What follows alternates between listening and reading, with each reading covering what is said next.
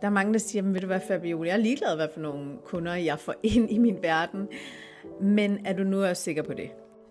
Der er de kunder, der har en meget stærk karakter, som kan håndtere kritik og ser det som noget, som de rent faktisk kan bruge konstruktivt, og noget, som når nu du siger det til dem, så tænker de, okay, hvordan kan jeg forbedre det til næste gang? Tusind tak for det, ikke?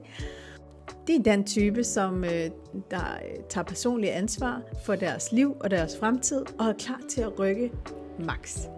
Så er der så også de klienter, som hvis du kommer med noget feedback til dem og fortæller dem, hvordan de kan forbedre deres situation, så ser de det som et angreb. De ser det som kritik. De kan slet ikke håndtere det og prøver at forsvare sig midt i jeres coaching-session. De er ikke villige til at committe sig og tage personligt ansvar for et forløb med dig.